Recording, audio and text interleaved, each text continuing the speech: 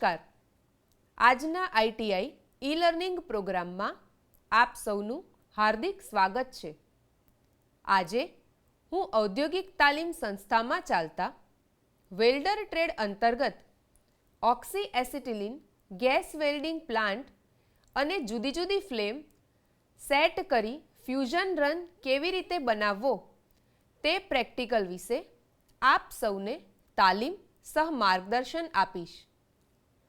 Gas વેલ્ડિંગમાં દહનશીલ કે દહન પોષક વાયુઓ જેવા કે acetylene, oxygen, hydrogen, coal gas, propane વગેરેના જરૂરી મિશ્રણ કરી એક ફ્લેમ તૈયાર કરવામાં આવે છે, જેનો ઉપયોગ કરી વેલ્ડર વેલ્ડિંગની પ્રક્રિયા હાથ ધરે છે.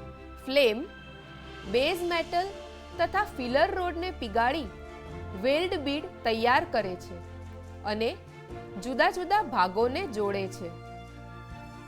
ઓક્સી એસિટિલિન ગેસ વેલ્ડિંગની પ્રક્રિયાનો ઉપયોગ લગભગ બધી જ ધાતુઓ અને એલોય માટે થઈ શકે છે.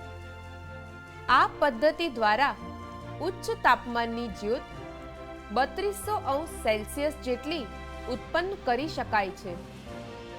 ઓક્સી એસિટિલિન ગેસ વેલ્ડિંગની બે પદ્ધતિઓ છે. High pressure system. આ પ્રક્રિયામાં ઉચ્ચ દબાણવાળા સિલિન્ડરોમાંથી ઓક્સિજન અને એસિટિલિનનો ઉપયોગ કરવામાં આવે છે. Low pressure system. આ સિસ્ટમમાં ઉચ્ચ દબાણવાળા સિલિન્ડરોમાંથી ઓક્સિજન લેવામાં આવે છે અને કેલ્શિયમ કાર્બાઇડ અને પાણીની ક્રિયા દ્વારા એસિટિલિન ઉત્પન્ન થાય છે. ગેસ વેલ્ડિંગ માટે ઉપયોગમાં લેવાતી ઓક્સી એસિટિલિન ફ્લેમને ત્રણ રીતે સેટ કરી શકાય છે. Neutral flame. આ ફ્લેમમાં બ્લો પાઇપમાં ઓક્સિજન અને એસિટિલિન સરખા પ્રમાણમાં મિક્સ થાય છે, જેનો ઉપયોગ સામાન્ય લોહ ધાતુઓ જેવી કે mild steel, cast iron, stainless steel, copper અને એલ્યુમિનિયમના વેલ્ડિંગ માટે થાય છે. Oxidizing flame.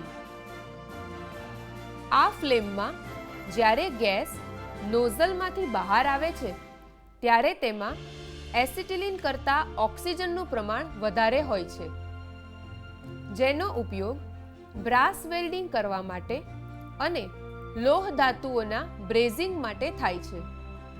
કાર્બ્યુરાઇઝિંગ ફ્લેમ. આ ફ્લેમમાં બ્લો પાઇપમાં ઓક્સિજન કરતાં એસિટિલિનનું પ્રમાણ વધારે હોય છે, જેનો ઉપયોગ હાર્ડ ફેસિંગ માટે અને સ્ટીલ પાઇપની ફ્લેમ સાફ કરવા માટે થાય છે. ફ્લેમની પસંદગીનો આધાર વેલ્ડ કરવાવાળા મેટલ પર હોય છે. સામાન્ય રીતે ન્યુટ્રલ ફ્લેમ વધારે વપરાય છે. હવે આપણે ઓક્સી એસિટિલિન ગેસ વેલ્ડિંગ સેટઅપ વિશે જાણકારી મેળવીશું.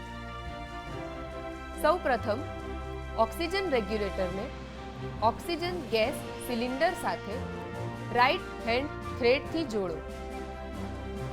ત્યારબાદ એસિટિલિન રેગ્યુલેટરને એસિટિલિન ગેસ સિલિન્ડર સાથે લેફ્ટ હેન્ડ થ્રેડથી જોડો. ત્યારબાદ કનેક્ટરને રેગ્યુલેટરના આઉટલેટવાળા છેડા પર ફિટ કરો. કાળા રંગની હોસ પાઇપને ઓક્સિજન રેગ્યુલેટરના આઉટલેટ કનેક્ટર સાથે જોડો.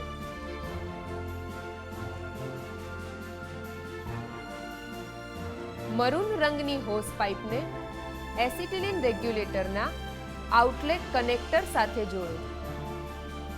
બ્લો પાઇપના છેડે હોઝ પ્રોટેક્ટર ફિટ કરો અને બ્લો પાઇપને હોઝ પાઇપ સાથે જોડો. એસિટિલિનના જોડાણના લીકેજને તપાસ કરવા માટે સાબુનું પાણી વાપરીને લીકેજ તપાસો. ઓક્સિજનના જોડાણના લીકેજને તપાસ કરવા માટે સાદું પાણી વાપરીને લીકેજ તપાસો. વેલ્ડિંગ શરૂ કરવા માટે એસિટિલિન કંટ્રોલ વાલ્વને પહેલા ફેરવવામાં આવે છે. જ્યારે એસિટિલિન નોઝલમાંથી બહાર આવે ત્યારે તેને સ્પાર્ક લાઇટરથી સળગાવવું જોઈએ. તે પીળા રંગની ધુમાડાની જ્યોત આપશે. તે પછી ઓક્સિજન સિલિન્ડર વાલ્વ ખોલવામાં આવે છે અને જ્યાં સુધી સૌથી યોગ્ય જ્યોત પ્રાપ્ત ન થાય ત્યાં સુધી સપ્લાય વધારવામાં આવે છે. ત્યારબાદ જ્યાં સુધી કાળો ધુમાડો દેખાતો બંધ થઈ જાય ત્યાં સુધી એસિટિલિનનો વાલ્વ એડજસ્ટ કરો. જ્યાં સુધી ન્યુટ્રલ ફ્લેમ સેટ ન થાય ત્યાં સુધી ઓક્સિજન વાલ્વ ખોલો. જ્યોતને વેલ્ડિંગ કરવાની ધાર પર કેન્દ્રિત કરવામાં આવે છે. ફ્લક્સ અને ફિલર મેટલ પણ જ્યોતની ગરમી સાથે ઉમેરવામાં આવે છે. ધાર અને ફિલર મેટલ પીગળી જાય છે અને પીગળેલી ધાતુને ઠંડક આપ્યા પછી એક સંયુક્ત જોડાણ રચાય છે. આ રીતે ફિલર મેટલનો ઉપયોગ કરીને અથવા તેના વગર આપણે એક સંયુક્ત જોડાણની રચના કરી શકીએ છીએ અને આ જ રીતે ઓક્સી એસિટિલિન ગેસ વેલ્ડિંગ પ્લાન્ટ અને જુદી જુદી ફ્લેમ સેટ કરી આપણે અલગ અલગ પ્રકારના જોઇન્ટ્સ બનાવી શકીએ છીએ. આમ આજે આપણે ઓક્સી એસિટિલિન ગેસ વેલ્ડિંગ પ્લાન્ટ અને જુદી જુદી ફ્લેમ સેટ કરી ફ્યુઝન રન વિશે તાલીમ સહ માર્ગદર્શન મેળવ્યું. તો આજનું આ સેશન હું અહીં પૂર્ણ કરું છું. આભાર.